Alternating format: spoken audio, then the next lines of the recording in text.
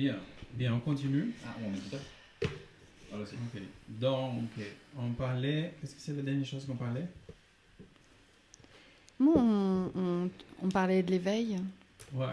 Donc, la dernière chose qu'on parlait de l'éveil, bon, de la différence entre éveil, mort de l'ego et initiation. L'initiation, c'est la vie vécue avec sagesse. La mort de l'ego, c'est la purification, l'élimination des péchés, des défauts, des agrégats psychologiques. Et l'éveil, c'est se rendre compte de choses. Donc, il y a une chose relationnée à la lumière, l'éveil. Et aussi à l'usage qu'on peut faire de les clés qu'on connaît pour l'éveil de la conscience, comme les clés des sols, l'auto-observation, etc. Mais on va arriver aussi à d'autres conclusions très pratiques à la fin du cours. C'est encore la partie plus pratique de tout. Donc là, on voit une chose que disait le maître Lakshmi. Il disait que c'est les étudiants de la gnosis, ils doivent sortir de leurs propres ténèbres, on disait notre mot, hein, pour participer à la lumière.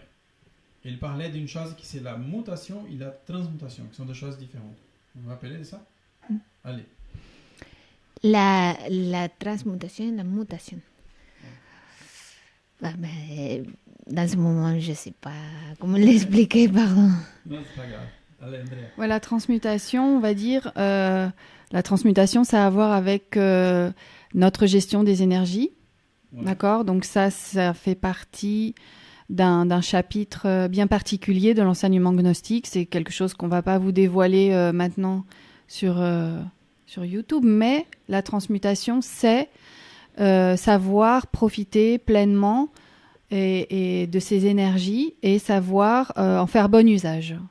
C'est ça la transmutation. Mais on travaille avec le feu, on travaille avec la chaleur dont tu parlais, c'est un des éléments donc, de ces 3 éléments de la création.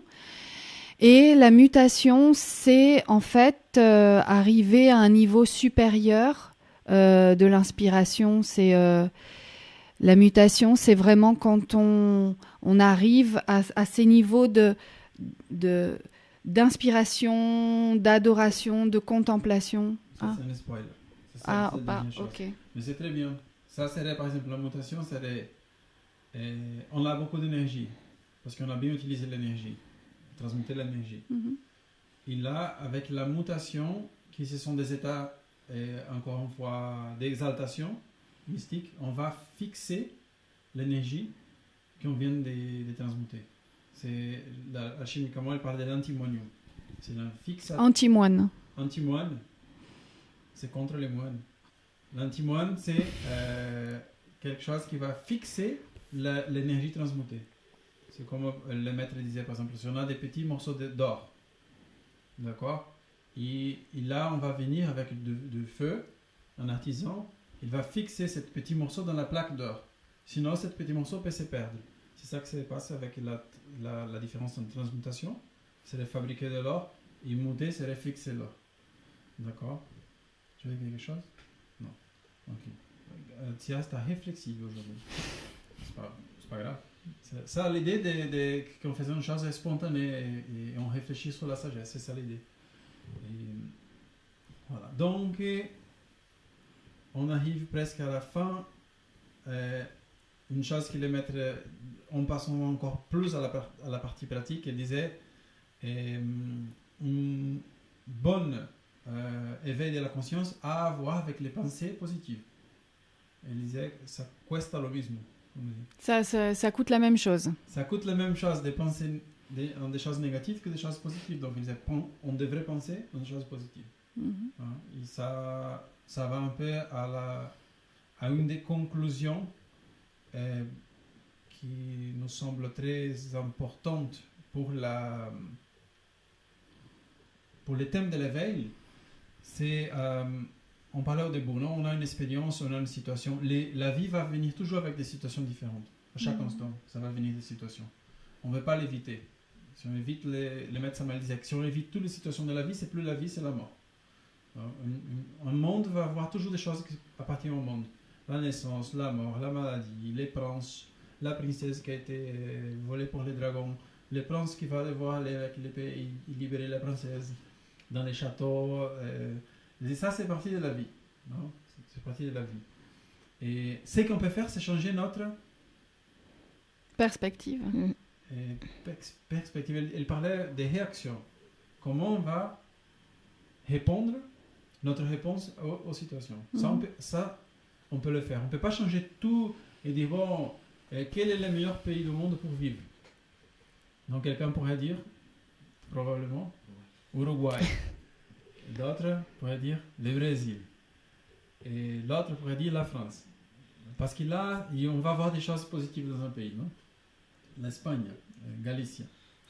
Et on pourrait dire, ah ben non, parce que là-bas, il y a ça qui est bien, il y a du soleil, et il y a de bonnes choses à manger. Là-bas, il n'y a pas de problèmes sociaux, mais dans certains pays, il y a des problèmes sociaux, mais le climat est le mieux, donc on va voir. Il n'y a pas de choses parfaites dans le monde physique. C'est une caractéristique de l'existence physique. Il y a toujours des... Qu'est-ce qui se passe?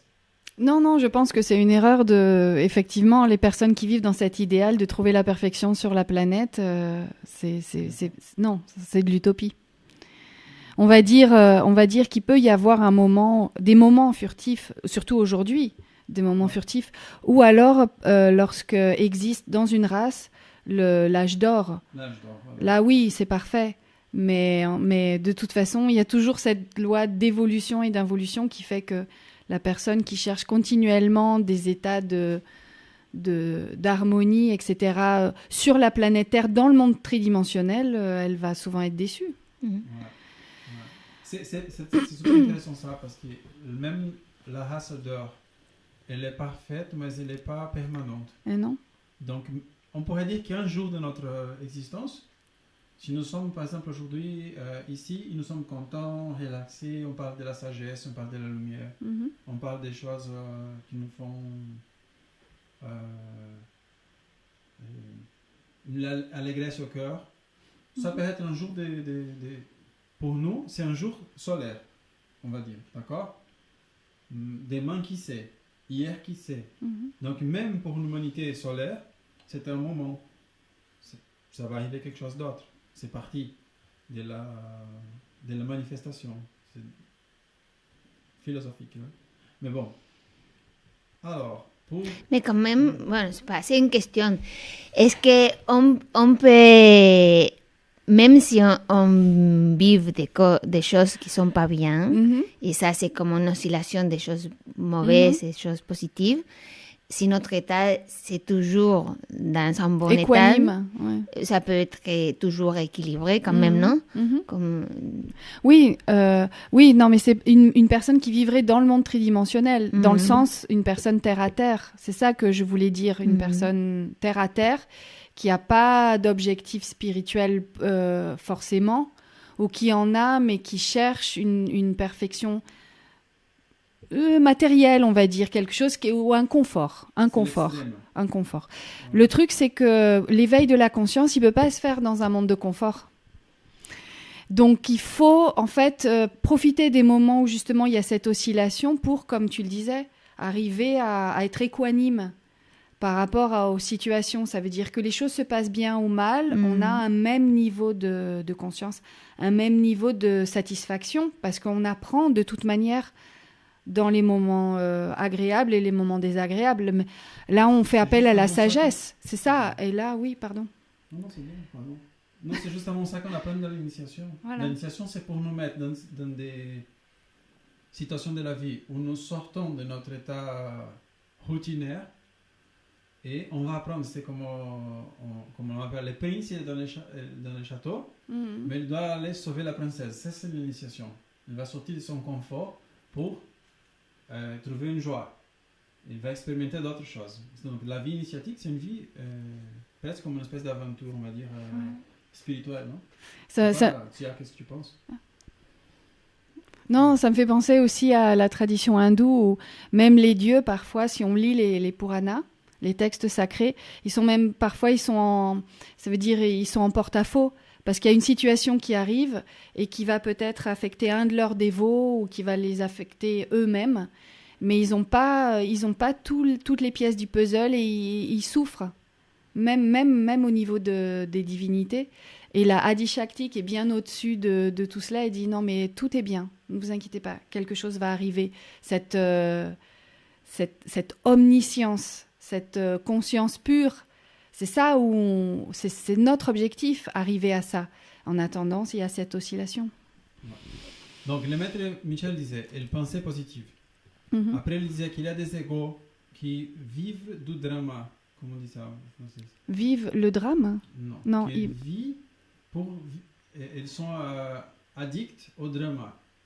Ils aiment le drame. Voilà. Ils sont passionnés par le La personne n'a pas de drame. problème, elle a dit, quel problème je pourrais avoir aujourd'hui?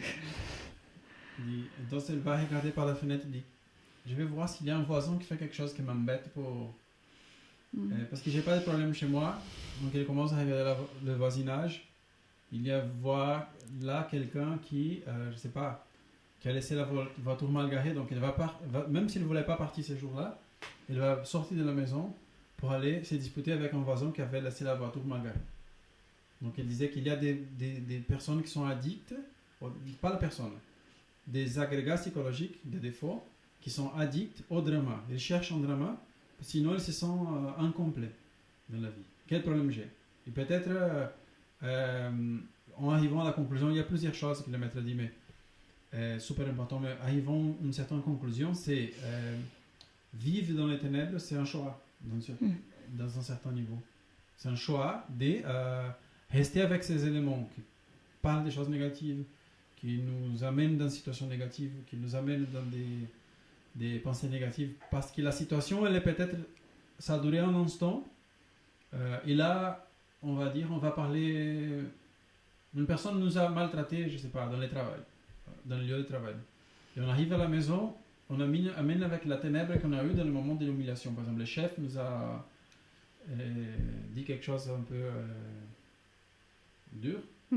D'accord? Donc la personne a eu un moment de ténèbres s'il s'est identifié. D'accord, s'est identifié. Mais après, il amène cette ténèbre avec les pensées négatives. Après, il amène la ténèbre à la maison parce qu'il va parler à la famille. Et là va être lui, sa femme, sa belle-mère, le grand-père, la mimi, comment on dit en français? La mémé? La grand-mère. Oui, la mamie. La mamie, les fils, toutes dans cette ténèbre-là, parce qu'il y a eu un problème, une discussion au travail. Peut-être il a appelé quelqu'un, encore une personne qui n'avait rien à voir. Il va être mis dans cette ténèbre. Et ça, on va voir que c'était une question de choix, de dire non, je ne veux pas. Je vais chercher un état de lumière. Et ça va consommer une énergie qu'on aurait besoin pour éveiller, pour un problème de choix. Après, il a dit 3 choses très importantes pour résumer. Et je voulais écouter aussi qu'est-ce que vous avez réfléchi par rapport à tout ce qu'on a parlé. Elle disait vivre le moment, première chose. On va apprendre ça dans les cours de gnosis, au début des cours de gnosis. J'imagine que si quelqu'un arrivé jusqu'ici dans cette conférence et a eu la patience d'écouter tout ça, c'est parce que vous connaissez déjà la gnosis, donc peut-être dans un autre courant, dans un autre groupe. Vivre le moment. Deuxième, rester dans le cœur. Rester dans le cœur. Il allait mettre relationné à tout ça. Toutes ces choses qui vont nous enlever de notre état de gravitation avec notre soleil. Le cœur, c'est le soleil dans notre système solaire. Et ça va voir, par exemple, le sentimentalisme, les ténèbres, les pensées négatives, les drames de la vie, tout ça. Ça va nous dégraviter de notre soleil. D'accord? Et troisièmement, elle parlait des choses qu'on va parler un peu d'une façon plus simple que telle que le maître a dit dans les cours. Andrea vient de le dire, c'était le spoiler. C'était là, par exemple, l'auto-observation, la dévotion, l'adoration sont des niveaux plus élevés qui vont, comment dire, de la même façon comme on peut renforcer les ténèbres, parce qu'on a eu un mauvais moment et on va arriver à la maison et parler, penser à quelque chose de mal, etc. On pourrait renforcer la lumière. C'est un enseignement de Maître Lakshmi. ou de Maître Samael aussi. Observation, tu rappelles? Auto-observation. Auto-observation. Observation, le corps physique. Oui. Nous observons. Auto-observation. Le corps astral. Après, le corps mental. L'inspiration. Inspiration. Après, le monde causal, la dévotion. La dévotion. Après, la contemplation. Le bouddhique. Et après, l'adoration. Donc ça serait comme une espèce de... Utiliser la lumière pour produire encore plus de lumière. C'est formidable. Il y a une histoire que le maître Lakshmi disait d'un disciple qui avait pratiqué ça tellement bien qu'il avait tellement éveillé. Bon, je ne vais pas raconter ça pas du tout. Parce qu'il est en final... il s'est confondu. Il avait tellement de lumière qu'il croyait qu'il avait incarné déjà son être. Vous vous rappelez de ça? Cette histoire? Oui. Le maître Samael disait non, vous n'êtes pas encore auto-réalisé. Il croyait, pour toute la lumière qu'il avait, il croyait être auto-réalisé. Et pourtant, il avait de la lumière, mais pas de l'éveil. Il avait un éveil dans un aspect. Ça, c'est une autre chose à voir, parce que l'éveil, c'est par domaine. Autant, tu te rappelles, au début du dialogue, on avait dit qu'il y a des personnes, par exemple, qui éveillent dans le domaine des ténèbres, non? Ah, ok. Qui éveillent, par exemple, un c'est un voleur, un c'est un séducteur, l'autre c'est un, je sais pas, un manipulateur, l'autre peut être une personne affectionnée au jeu. Jeu d'hasard, comment ça? Les jeux de hasard. Jeu de hasard. Il est super bien pour ça, ça appartient à l'ego. C'est pas l'être qui va être, mais il est bien éveillé pour ça. Il sait lire le poker, tout ça. D'accord? Et pour l'éveil de la conscience, c'est la même chose, ça va être pour domaine. Donc, par exemple, un initié pour être très éveillé dans un domaine, mais c'est sa caractéristique, il est plus éveillé dans ce domaine. Il y a un autre initié qui va être éveillé dans d'autres domaines. C'est comme les facultés des lettres qui vont s'exprimer plus marquées. De manière plus marquée. Plus marquée. C'est clair? Qu'est-ce que tu penses? Je ne comprends pas encore comment ça arrive qu'il a de la lumière, tellement de lumière que même il pense que... Parce qu'il s'est confondu avec... Il croyait que cette lumière, c'était son être déjà incarné. Parce qu'il a eu tellement de progrès qu'il disait, bon, ça doit être que j'ai déjà mon être incarné. Il était très très éveillé.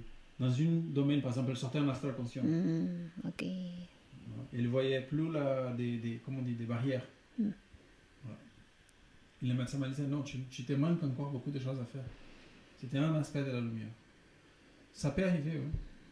Ça peut arriver. J'ai d'autres exemples, mais ça ne me vient pas à l'esprit maintenant. Des initiés d'autres époques plutôt, qui ont eu comme une espèce de flash, d'éveil de la conscience, et ils croyaient que c'était déjà tout le travail.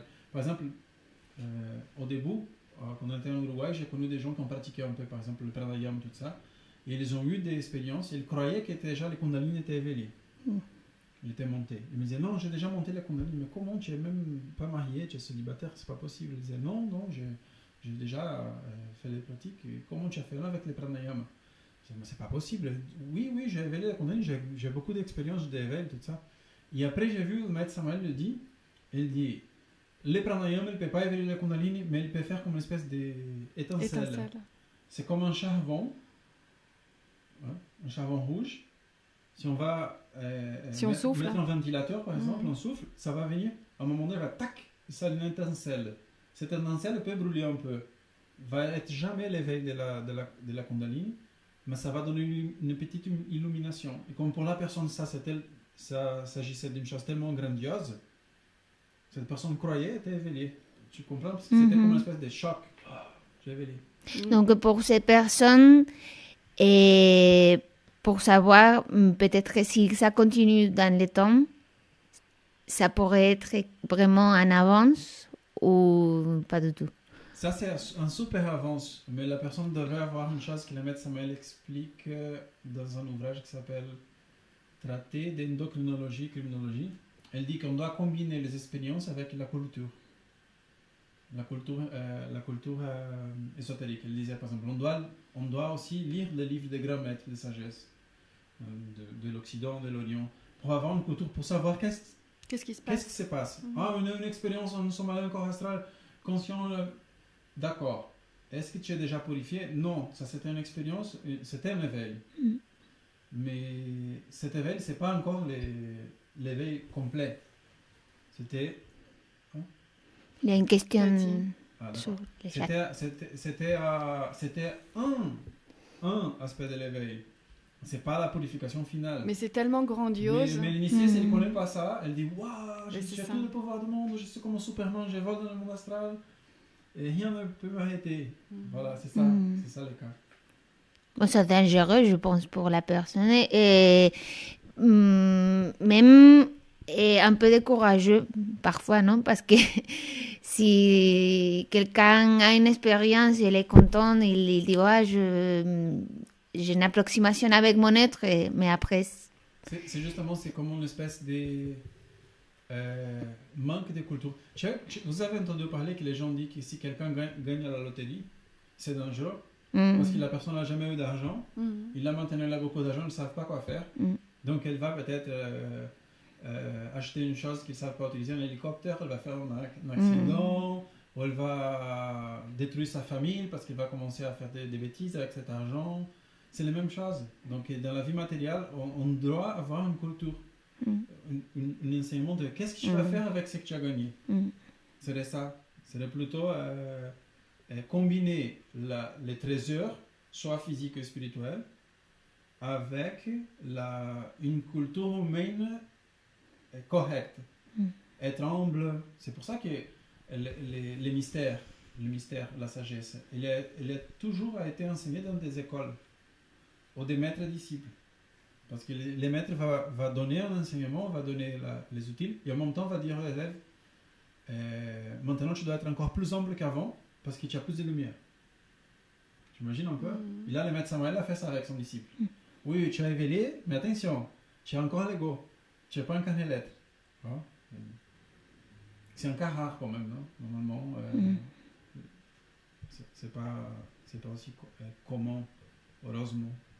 Peut-être c'est un exemple, pour donner un exemple pour tous les autres. C'est comme le type qui gagne la loterie, il ne savait pas quoi faire avec son argent, commence à utiliser de la drogue, ou boit beaucoup d'alcool, fait la fête tous les jours, donc il ruine sa santé. Et ça donne l'exemple pour quelqu'un d'autre de dire, ok, si un jour je vais avoir je sais pas, de l'argent, je vais l'utiliser correctement, faire de bonnes œuvres, être équilibré, etc. Tu veux dire quelque chose? Non, pas spécialement. En fait, c'est vrai que quand on se projette un peu, on se regarde sur la planète, on se voit comme individu, on s'imagine dans une maison, et là, on est un individu peut-être dans un appartement, peut-être on est un individu dans une famille de 4, 5, 10 personnes.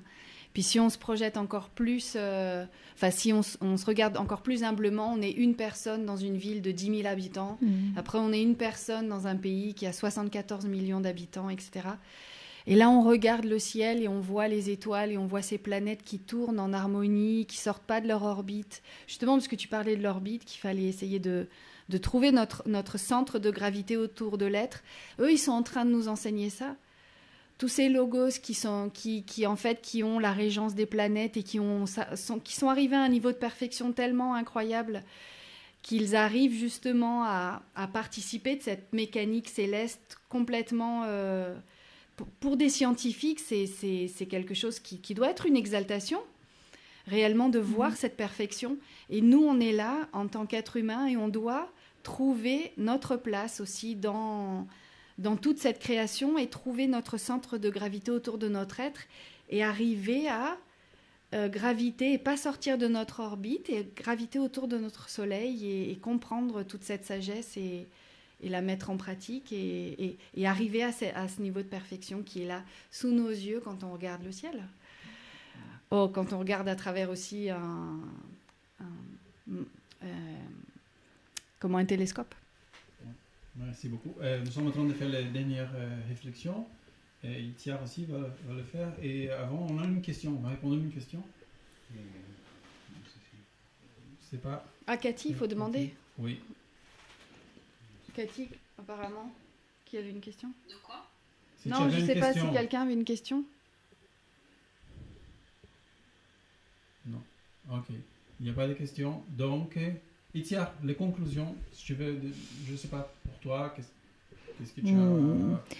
Bon, qu'est-ce que tu ma as conclusion, réfléchi? c'est qu'après de ces belles paroles que Andrea a dit, mais je pense que tous ces cours-là, c'est très très pratique à la fin et il faut qu'on voit comment on va les intégrer dans notre vie vraiment parce que c'est comme vous avez dit les côtés théoriques c'est très intéressant mais tout à fait et tout ce qu'on a parlé aujourd'hui c'est très pratique et on doit faire un changement dans notre vie.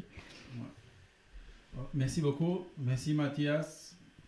Vraiment beaucoup pour toute l'assistance technique. Et Andrea, Itziar et à tous les qui ont participé au niveau des publics aussi qui nous motivent à faire les activités. Et vous savez que nous représentons l'association culturelle gnostique Samael Lakshmi avec son siège dans le monastère à Iontréz en Grèce. Et, si vous avez l'intérêt de partager cette vidéo, c'est une façon de nous aider, aussi de mettre les likes, de souscrire dans notre canal, et aussi envoyer des questions par email francegnosis@gmail.com. Et je pense qu'on a beaucoup parlé et je reste avec les mots d'Andrea, les mots d'Itziar, de voir comment on va mettre en pratique tout ce qu'on a dit. C'est une question de choix. Le soleil il est dehors, le soleil radiant, il est toujours là, il vient chaque jour pour nous, chaque jour nous donne la chance, mais la personne ne peut pas recevoir ce soleil si on reste dans les ténèbres. On doit faire le choix et dire ok, je vais expérimenter quelque chose de différent. Je vais expérimenter quelque chose qui peut-être l'ego, il va être inconfortable parce qu'il va sortir de cette confort. Tu as parlé de confort, non aussi. L'ego va se sentir inconfortable d'expérimenter la lumière. Mais on doit le faire, on doit faire ce pas parce que c'est une époque comme on a dit dans une façon physique, des partis politiques qui se disputent. On va voir aussi que dans le monde, c'est une époque où la lumière se concentre dans certaines personnes, dans certaines associations, dans certaines philosophies. Et les ténèbres aussi, il a pris une grande partie de la société, malheureusement, pour ne pas laisser sortir. Ils font tout l'effort pour que les gens restent dans des ténèbres, dans la distraction, dans le sommeil. Donc, profitons-nous de cette possibilité que Dieu nous permette de choisir une vie de lumière, d'incarner la force de Père comme la vérité, la force du Fils comme l'amour pour l'humanité, l'amour à l'humanité souffrante et la force du Saint-Esprit qui va se manifester à travers une purification, d'un feu purificateur. Donc, bonsoir à tous et à la prochaine. Merci. Merci, au revoir. Merci.